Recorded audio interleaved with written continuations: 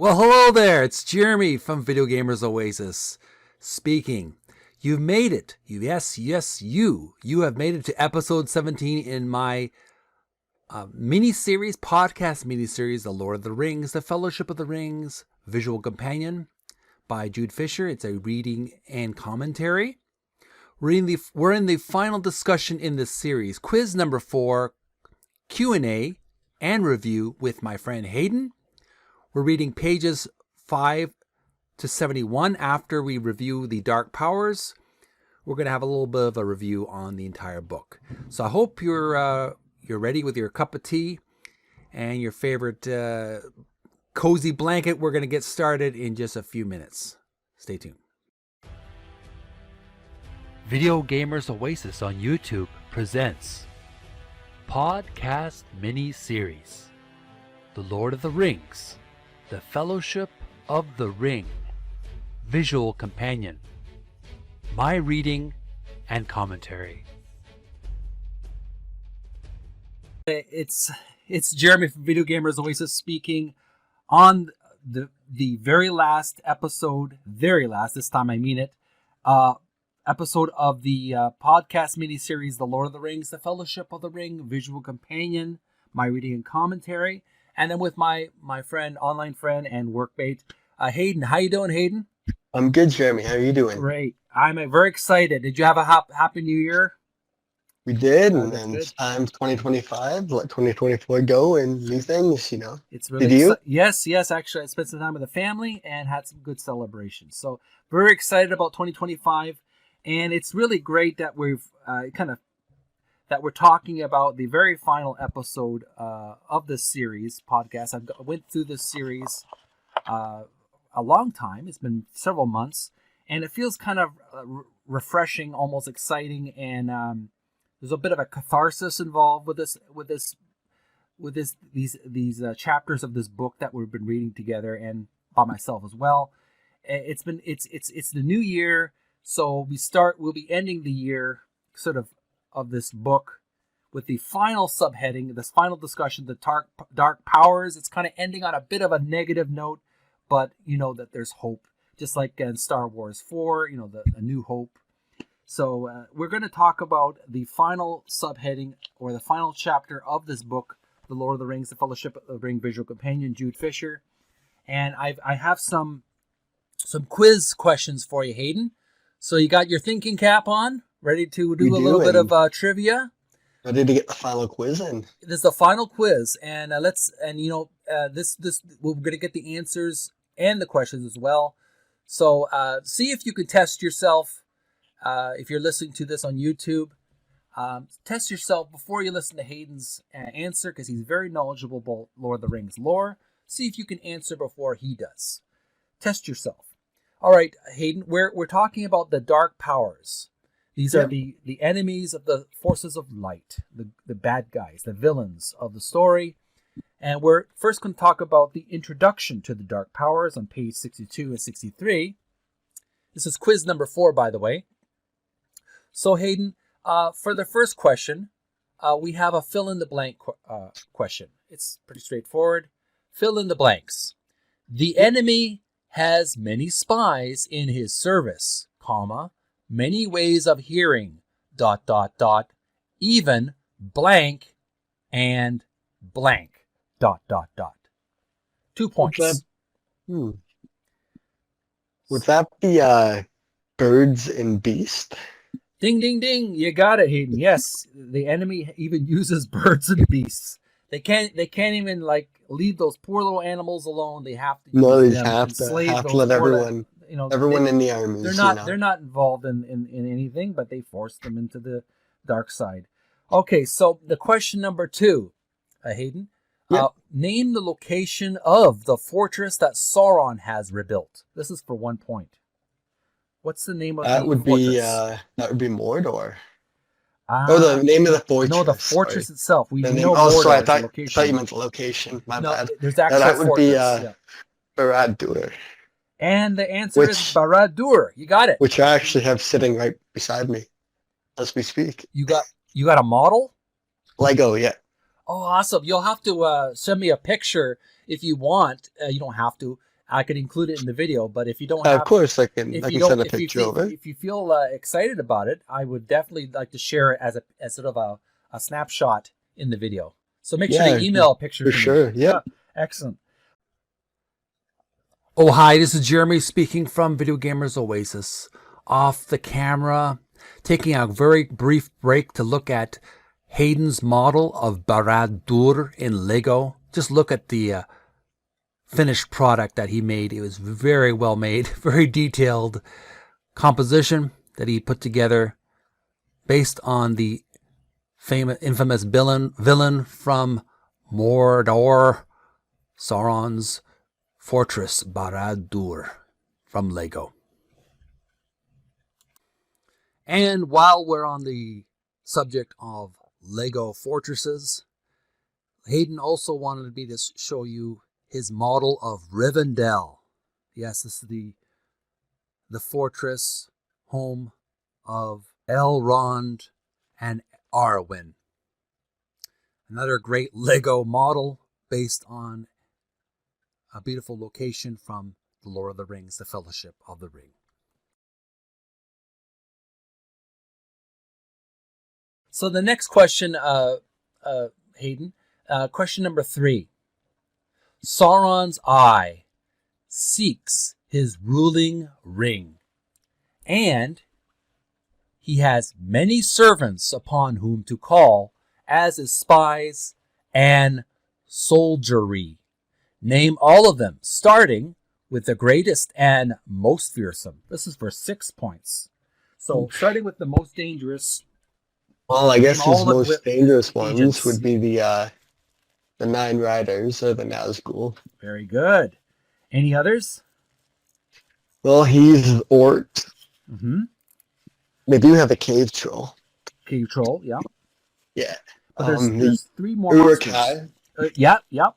And Sauron likes wargs. Yes. Which we talked about in the other section. Yeah, they're like mutant dogs. Yeah. And basically big wolves. Yeah. And there's one more, but it's pretty generic. Besides wargs.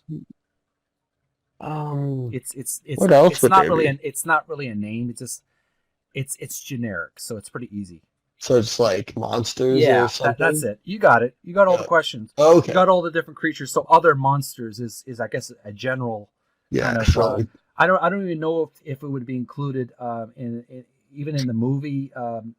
Gandalf talks about unknown evils, because that's in the book as well. That would be like Balrogs and other stuff. Creatures that are not named. There's like unnamed monsters that are not. I don't know if they're with Sauron, but they're definitely baddies.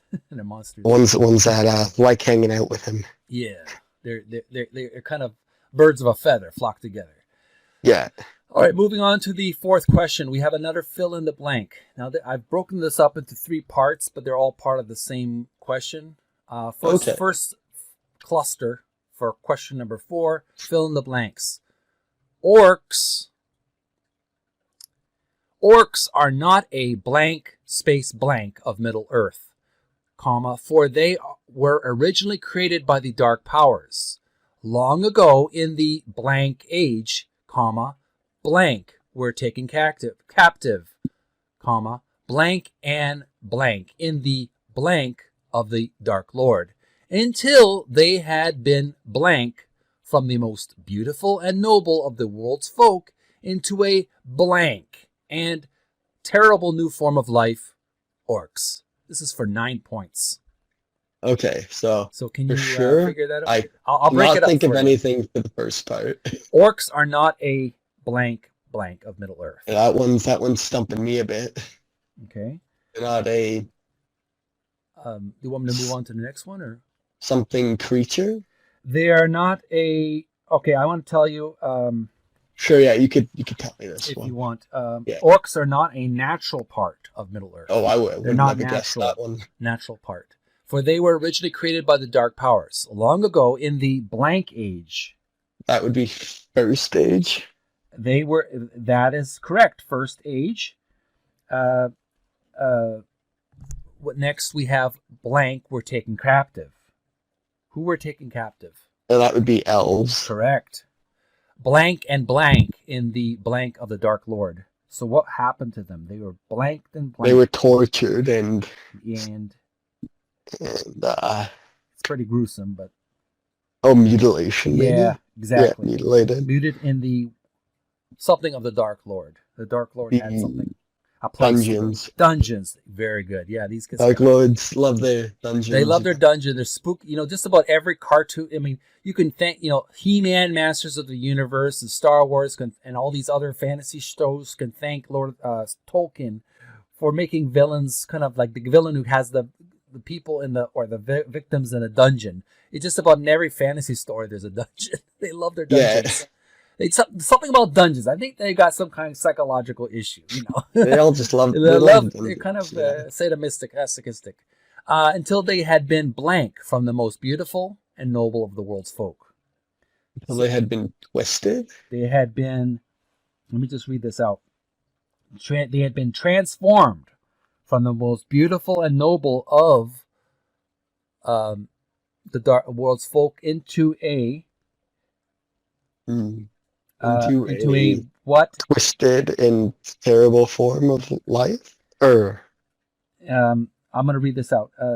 Till they had been transformed from the most beautiful and noble of the world's folk into a ruined and terrible new form of life. I was close, but not quite there. Yeah. It's a lot of information there, but you got the basic gist of it. It's just a lot of words, a lot of word salad there. I tried to make it as challenging as possible for you, Hayden, because you're very knowledgeable. But I like to, they say more when you're given more, you will be expected more of you. So I'm trying to push the limit for you. These creatures, next cluster, next for 3 points. These creatures blank until the Dark Lord had grown himself a monstrous army with which to oppress the blank space blank of the world. They multiplied? These creatures multiplied until the Dark Lord had grown himself a monstrous army with which to oppress the free peoples. I think those were the next blanks. I goofed up there. These creatures, okay, let's read that again. Hayden, these creatures, blank. That was multiplied. Yes, until the Dark Lord had grown himself a monstrous army with which to oppress the free peoples. Yes. Yeah. You got it. That's all good. I jumped the gun there. All right, next cluster of words. We have filled with his blank space blank. They were blank and blank, comma, blank and evil, comma, and bore little blank to their noble elven blank. This is for 7 points. So, with his dark will? Filled with his dark will. Correct. Yes. That's it. They are vicious. They were... No. Oh. You want me to tell you, or? I remember one of the words was stunted, another was vicious. Yes, actually, can't remember the first word. You said stunted. Stunted is one of the words. Yeah, I just can't remember the first one. But the other word, there's a word before that one. It's kind of a word we don't use very often. It sounds like a group of bees, but it's not. Like a group. Yeah. Could you? I'm stumped on this one. Swarthy. Swarthy. Okay. Yeah, swarthy. I was thinking swarm of bees. Yeah. But it's like it's such a word, old-fashioned word. We don't talk like that anymore. Yeah, it's no, kind of outdated. Old style. We don't talk like that. So swarthy and stunted. Vicious and evil. The world. Okay. Yeah. It's evil and bore little. They bore little what? Relation. And bore little relation. Correct. To their noble elven what? Ancestors. That's correct. You got it. All right, that was really tough. A lot of memory there. Yeah, it's like these guys. It's interesting the origin of these creatures, the orcs, because they're kind of like a new form of fantasy creature. they were basically invented by Tolkien. He created these creatures, a new kind of fantasy monster. Now, the final cluster of question, fill in the blanks, is bred in. This is for 7 points. Bred in space, blank, comma, they blank the blank, comma, and when they issue out to do their blank, space blank, comma, it is with blank, space blank, and cruel blades. This is for 7 points. So, bred in darkness. Correct, comma, they hate the light. They hate the light. Yes. Yeah. Hate the light and space or blank space. They hate the light, and when they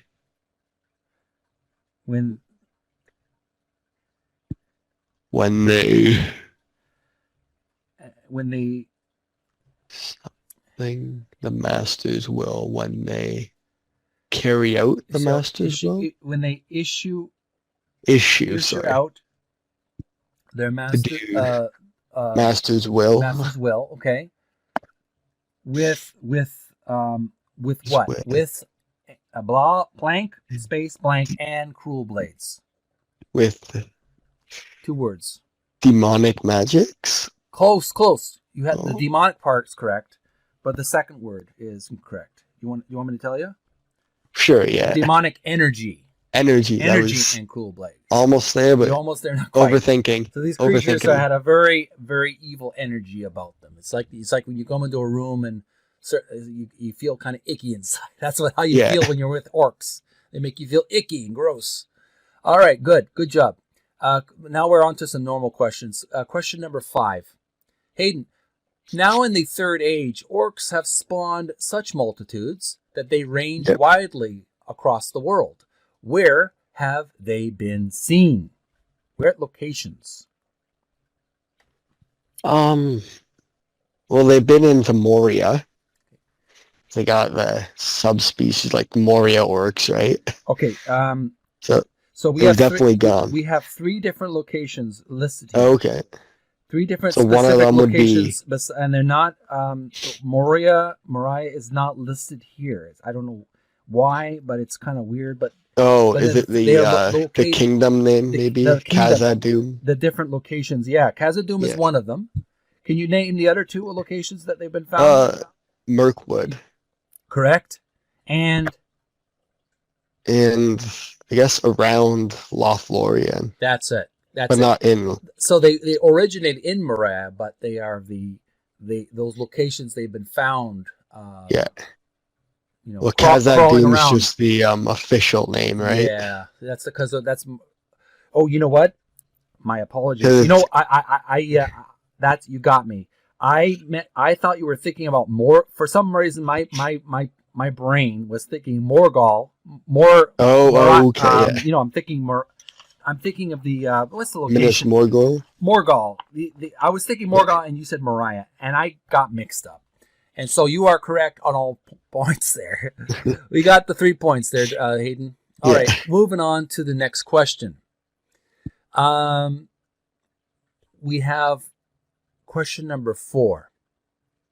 In addition to the foulness of their looks and ferocity of their behavior, what other unappealing aspects do orcs have? For 2 points. There's 2 different aspects that they have that are very unappealing, besides their physical appearance and their bad behavior. Is it their language? Yes, and something besides the language. It's part of the language, but it's like a separate. How it sounds. Yeah, vile sound. Yeah. They have a guttural speech. Very gross, abrupt. Very almost like a gurgling, gruff sound. Very gross to listen to. If you ever watched the movie, they compared talk. to the elves. The elves are very elegant. It rolls off like honey off the tongue, you know. Yeah. But to them, it's like, bleh, ugh. Moving on to the next question. Yep. Question number 7. What physical characteristic have the orcs of Moria developed in response to their underground environment? For 2 points. How have they been able to adapt to the Moria or Khazad-dûm caves? Their eyes, aren't they bright like golems, like all pale and Yes, and they're what else? bigger. So big eyes. Yeah. And I guess they look a bit darker than the other orcs, don't they? Yes, because if they don't get much sunlight. Yeah. They stay in the darkness of the cave, so they've adapted. They've kind of changed their genetics through adaptation. If you study evolution. Yeah, evolution. Evolution teaches that animals when they change their environment, they change their genes, their genetics. So they kind of change the way they look, and so yeah, they look different. So, but they're all bad. But anyways, moving on to the next question. Question number 8. The wizard Saruman has been breeding his own race of super orcs, the Uruk-Hai, an army to rival that of Sauron, the Dark Lord. Explain how he has done this, and explain what they look like. This is for 5 points. So first of all, how does he done that? What did he do to create this new super orc race? Super soldier, you could say. Doesn't he, isn't it something to do with goblins? Yeah, something to do with close, goblins close, under the... So close. He uses, doesn't he use orc blood on them? Yeah. Or something, no. Basically, maybe not. I'm going to give it to you. Just going to read it out. It says, by crossing orcs with goblin men, he has created a race of creatures of unparalleled power. Remembered something because they go into the pits. Yeah, they're in the mud pits. He's a bit like a mad scientist in this movie. He's like Dr. Frankenstein creating this new race of monsters. It's really, really, kind of appropriate that Christopher Lee, who plays, this is a side point, Saruman, because he played a lot of old Hammer horrors with Frankenstein, Dracula, and similar kind of old-fashioned British monster gothic movies. He played a lot of stuff in his time. He played a lot of like mad scientists, and so it's very appropriate that he would be doing this. They found the perfect guy for him. But the second half of the question, so we know how these monsters were created. Explain what they look like. Well, they're taller than the other orcs. Yeah. They're faster. Yes. And they're a lot stronger. Yeah, very muscle. Yeah. But what else? What physical characteristics can you mention? But they have long hair. They always have long hair. Yeah. What about their blood? Oh, it's dark blood, right? Black blood. Black. Okay. It's very unnatural blood. Yeah. What about their eyes? Something about their eyes is very important. What about their eyes? I think I might have lost there. Can you name a wildcat? What wildcat can you think of? That comes to mind. A panther? Close. Another wildcat. Or a jaguar. Another jaguar. How about a smaller wildcat that lives in the jungle? Jungle. A jungle cat. Like a cheetah. A smaller one. Smaller than a cheetah. Ocelot? No, Close. What's a character in the Legend of Zelda? What's a character? What's the hero in the Legend of Zelda? What's his name?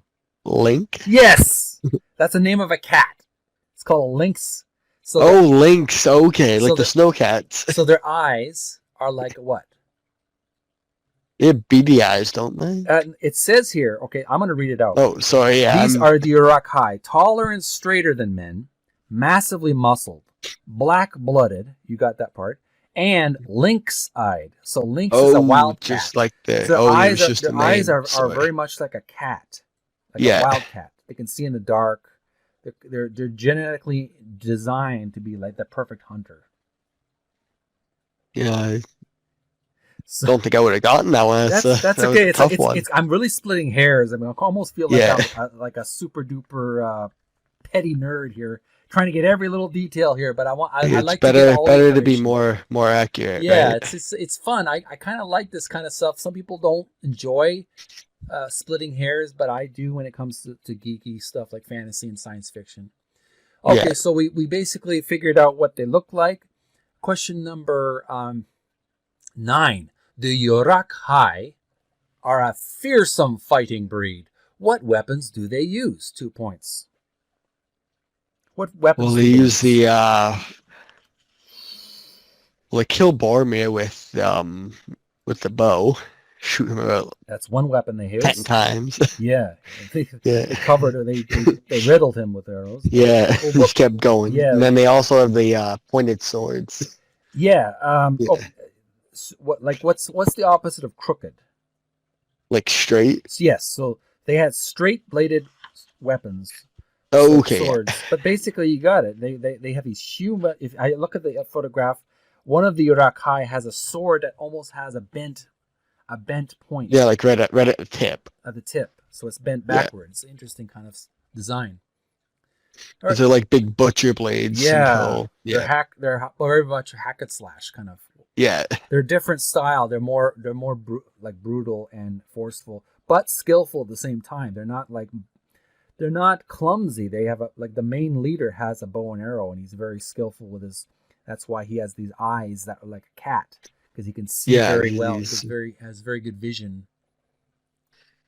To make him more accurate when he's fighting. Like he's not just a muscled character. He's very skillful. Yeah. He's designed to be that. Okay, good. So we have the 2 weapons. Question number 10. Who is their leader of the pack? 1 point. What's the name of the leader? That would be Lurtz. Correct. That's the name of the main guy that you see at the very beginning of the creation of the Uruk-Hai. Excellent. Yep. Question number 11. The Uruk-Hai of Isengard are easily identifiable by what noticeable mark? 1 point. Is it the white hand? The white hand of Saruman, which they bear in battle. Excellent. Yes, that is their signature. I think it's the most noticeable, the most like signature look. Yeah, it's really striking when you see them. Yeah. Yeah. All right. Moving on to the next question. 12. Briefly explain the origin of the Nazgûl. This is for 5 points. We learn about the Nazgûl. How did they come to be?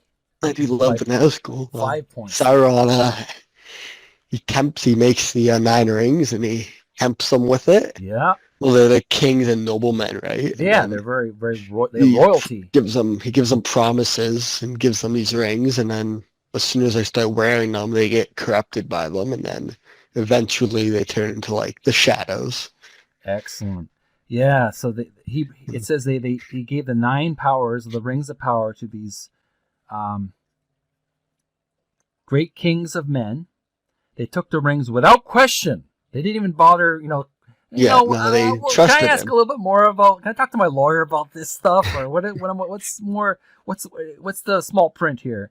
But their greed blinded them to the Dark Lord's treachery. Promise of eternal life and dominion. So they even were promised eternal life by Sauron. But there's a catch to it. Yeah. So they but eventually they do turn into shadows. They became very insubstantial wraith-like creatures. If you ever get a chance to play Shadow of Mordor and Shadow of War. Oh yeah. You do get to there is missions where you get to see cutscenes of him giving them rings and them turning. Oh, really? That'd be awesome to see. That's a cool, like the transformation. I think they might have. Yeah, I think they're probably on YouTube by now, but yeah, that'd be pretty cool. Yeah. Awesome. All right, moving on to the next question about the Nazgul. What are the clothes of the Nazgul? What do they wear? Black. They wear the black robes, right? Yes, but one other article of clothing. This is for 2 points. They do have nice gloves, I guess, like the metal, like armor. Armor, yeah, that's correct. So they wear armor and robes.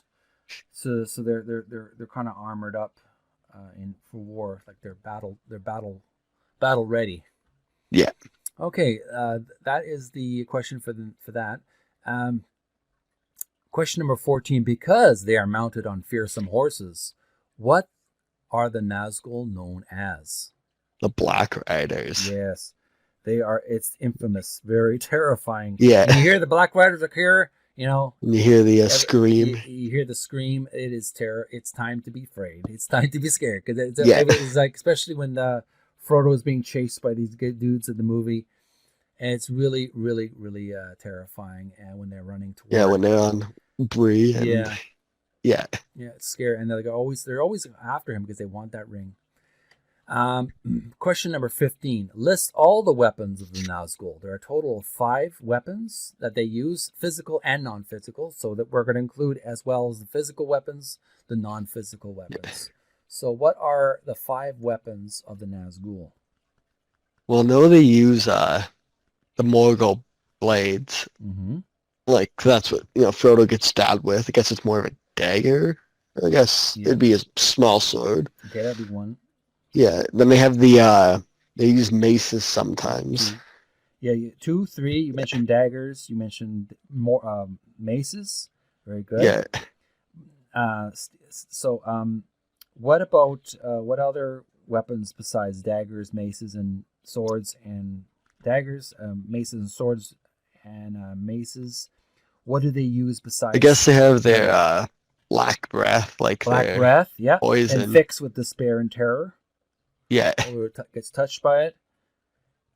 Very good. So that's basically it. They have these physical weapons, and they have their terror. They're like more possession-based weapons. Yeah, like an atmosphere. Like they're supernatural. Like an atmosphere that they admit. It's like it's like very gross to be. Like the Mentors kind of from Harry Potter. They drive people nuts. Yeah, I could see the inspiration where the creator of Harry Potter was inspired by much of Tolkien's works. You can see the influence there. Yeah, the big influence with those specifically. Specific beings. Yeah.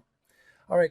Question number 16, the second last question. Fill in the blanks, Hayden. We have another fill in the blanks, but it's just one question for the fill in blank.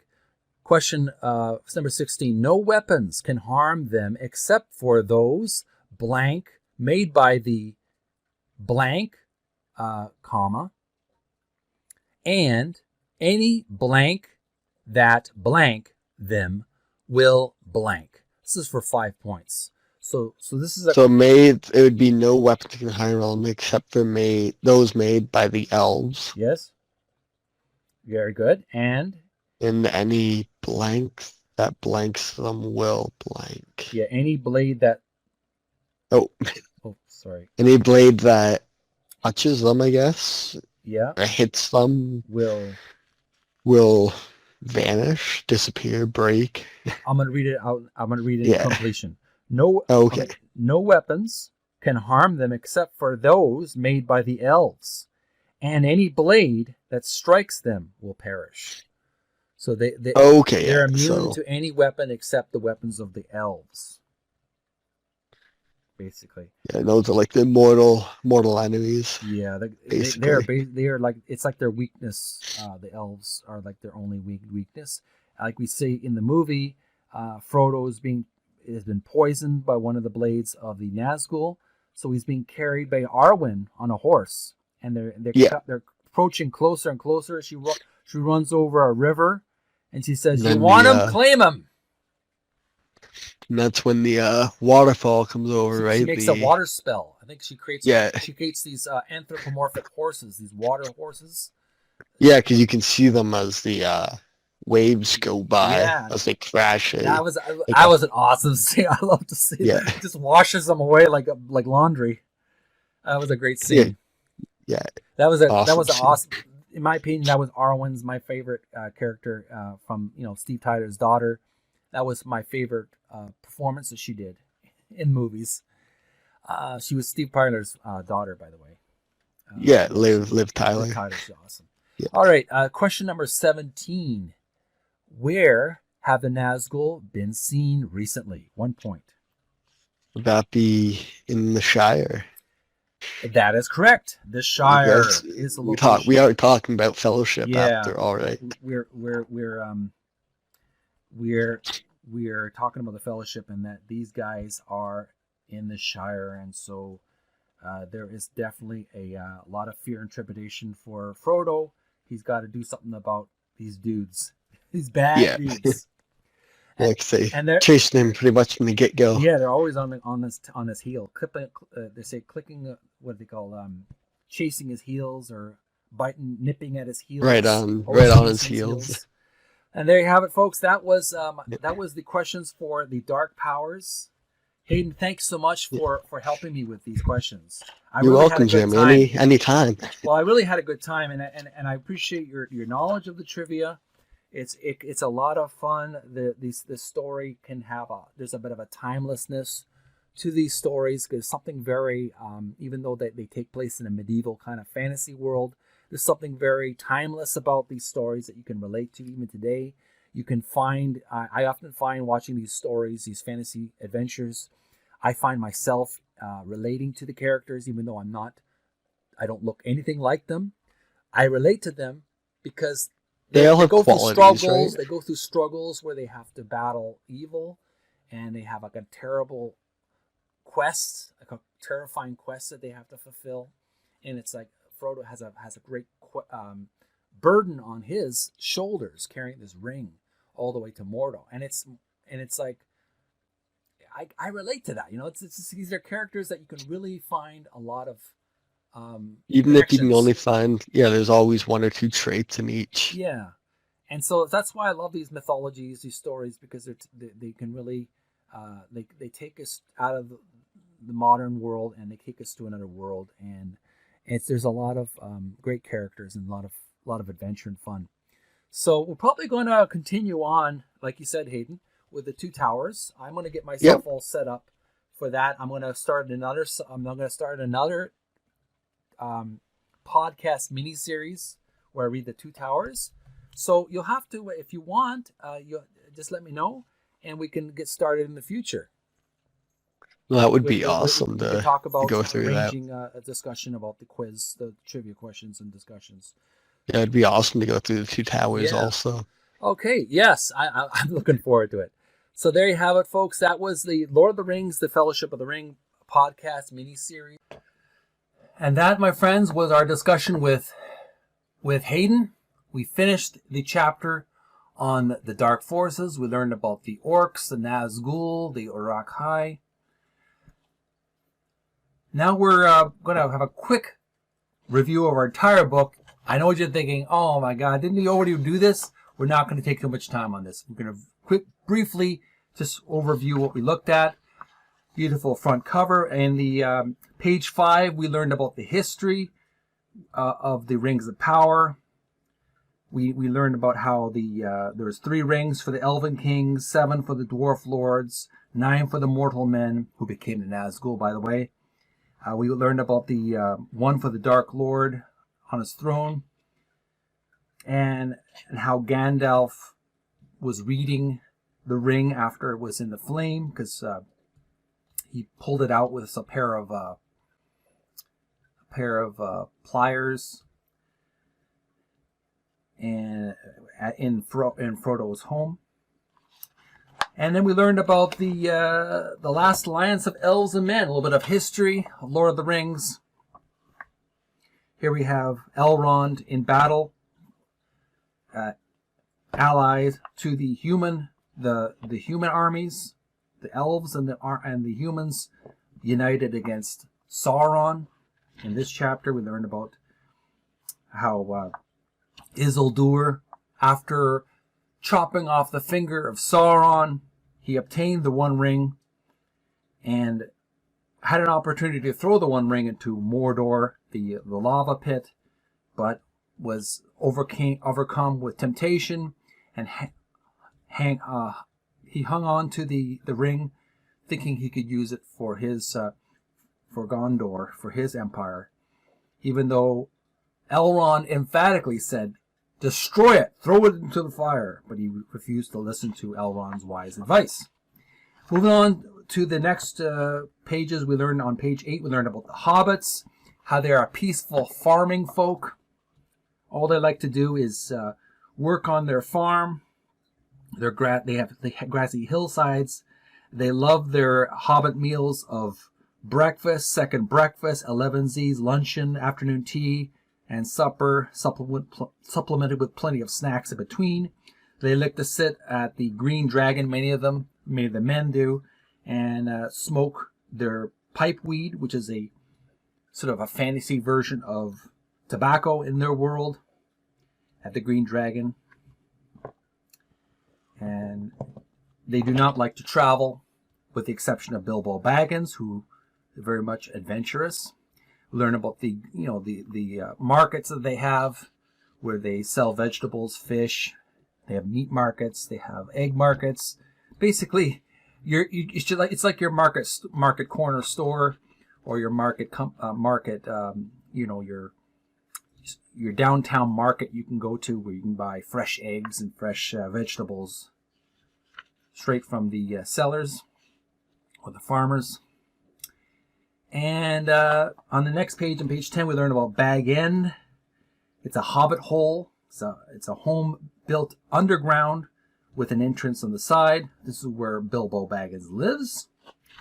And Bilbo Baggins, of course, who is the legendary hero before Frodo. He's the uncle of Frodo, and he gives the ring.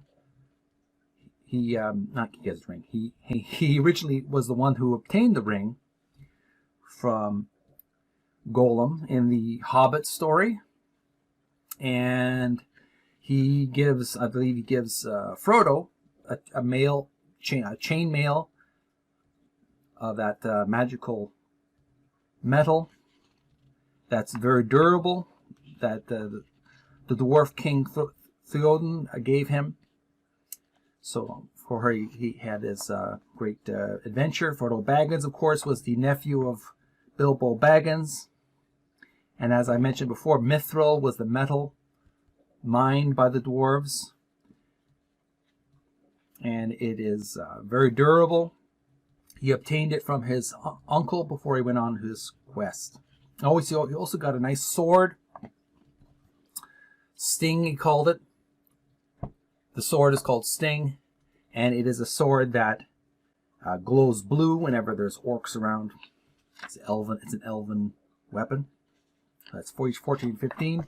We learn about Samwise Gamgee, a loyal friend of Frodo, who accompanies him on his quest all the way to the very end. A true friend indeed, who is loyal to the very end, to the most dangerous situations. And it says Sam's his stubbornness becomes iron determination and fierce loyalty into an extraordinary courage. So he's a servant of Frodo, who becomes a loyal friend. And we learned about Meriadoc Brandybook, one of the mischievous hobbits that accompany Frodo and Samwise on their quest. Him and Pippin are known for stealing vegetables from their neighbor, including Farmer Maggot. They love to smoke at the Green Dragon Inn. They love to eat and drink.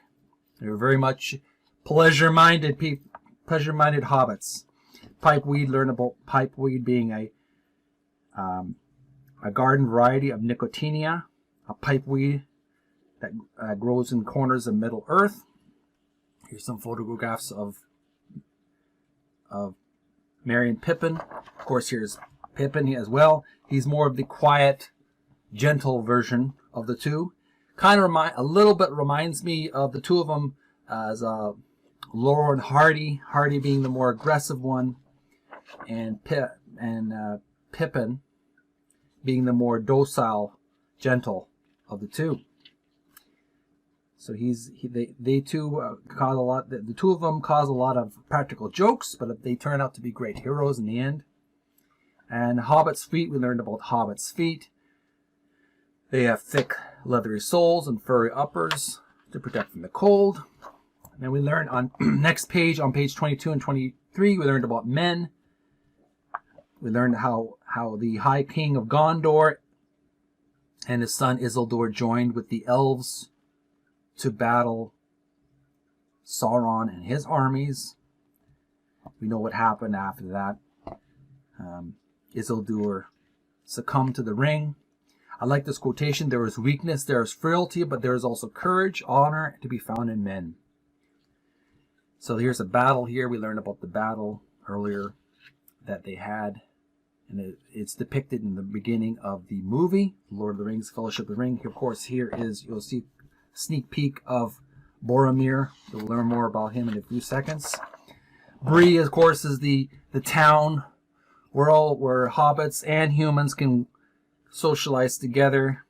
And there's a bar called the Prancing Pony, run by the barkeeper Barlaman Butterbur. And that is a fine pint of ale you can get there if you like to drink ale. And I think that's where Frodo and Samwise and his other buddies find Aragorn later on.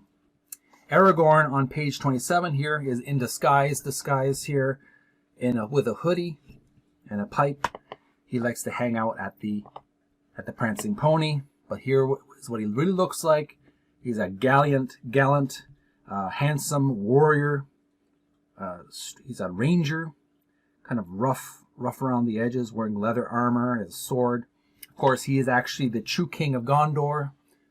He was adopted by the elven lord Elrond. He was adopted, and of course he fell in love with Arwen, his daughter, and is pledged to marry her. So we'll learn more about Arwen in a few seconds.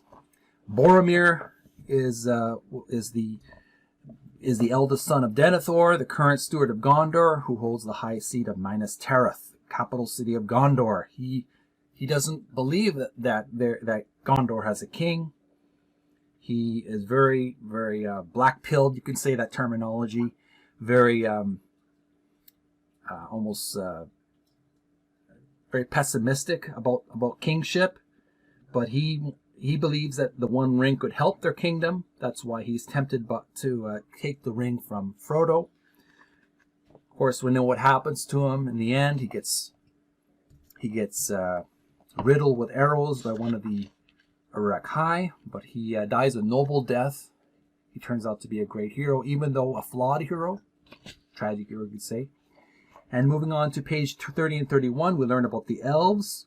They live in both worlds at once, the seen and unseen. They're very sad beings, but very elegant and beautiful. They have beautiful artwork.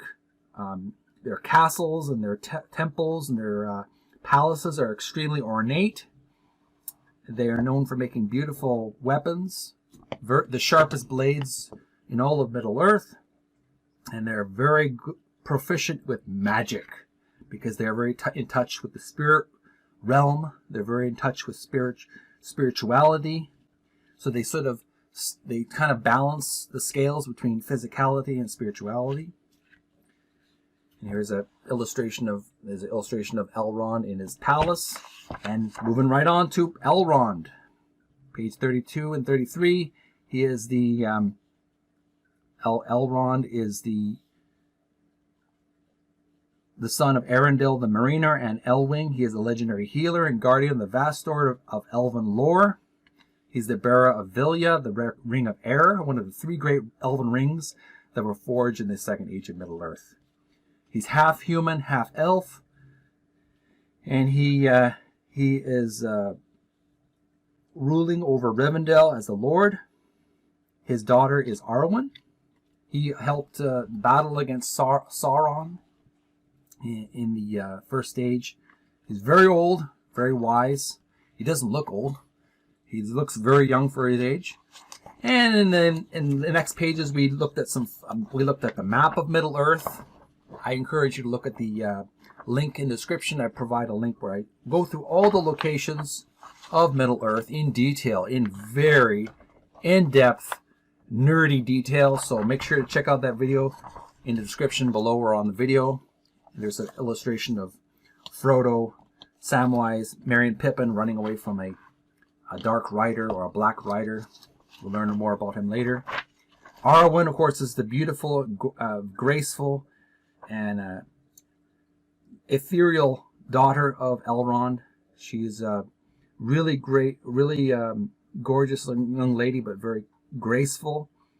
And Elrond is her father. She's in love with Aragorn, the human, which is kind of like a forbidden romance, because Elrond warns her that if she marries Aragorn, she will outlive her husband, because humans do not live nearly as long as elves do. But here we have an illustration of inside of her house and a garden in the backyard. Very beautiful, beautiful statues and candlesticks.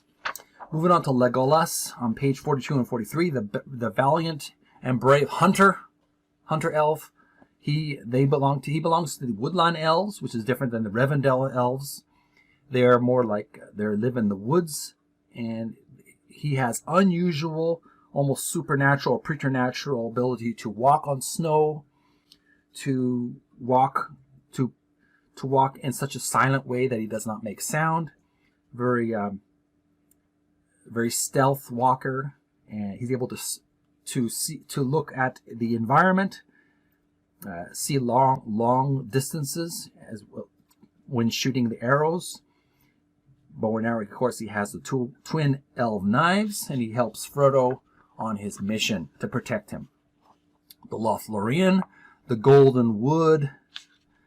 It's a very mystical, huge trees. This is on page 44 and 45. And this is the home of the Lady Galadriel, who Frodo and his team come to visit, and she brings great gifts to them. She gives them each a gift, including gray robes to protect them on their journey, sort of magical robes that will help them to be more stealthy. She gives different items, different weapons. She includes not just the cakes, but cakes, not just the cloaks, but cakes that elven cakes. They're what do they call again? Lembas, elvish way bread that lasts a long time. Boats, and each of the heroes have their own kind of weapon, including an elvish hunting knife to Aragorn, quiver of arrows to Legolas, silver belts and small silver daggers to Merry and Pippin, a coil of rope from the magical Hithlane of Sam, which will serve him better than any sword.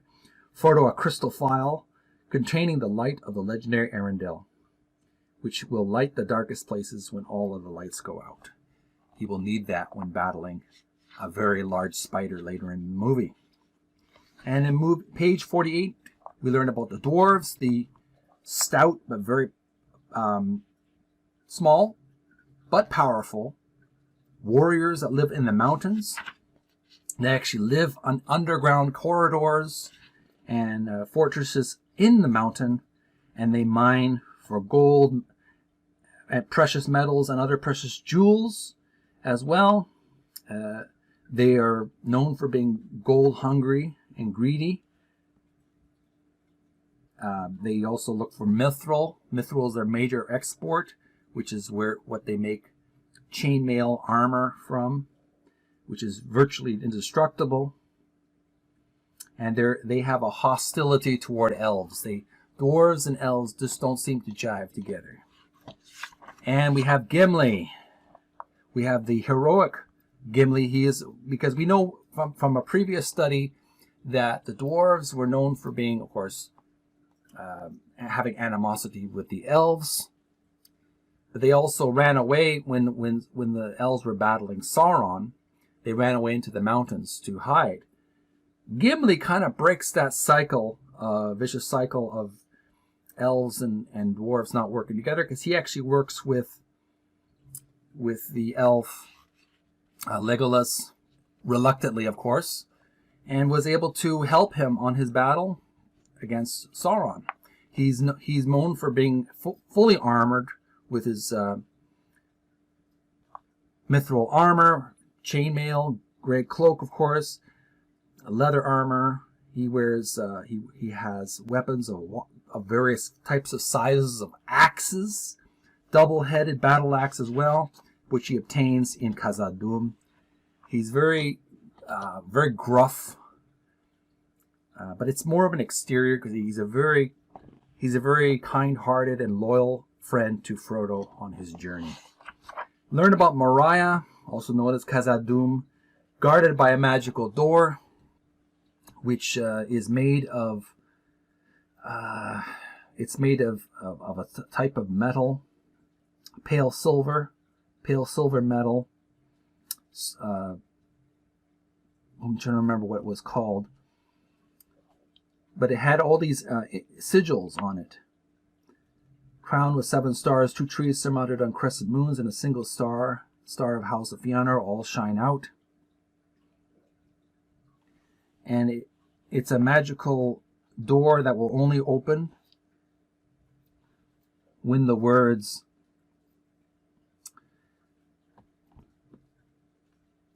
in Elvish are spoken. The doors of Durin, Lord of Moria, speak, friend, and enter. And the wealth of Moria is not in gold or jewels, but mithril.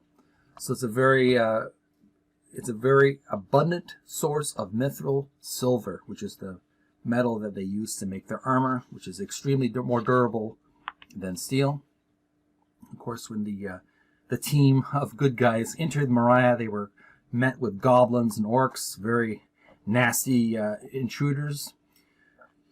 Then we learned about the Astari on pages 54 and 55.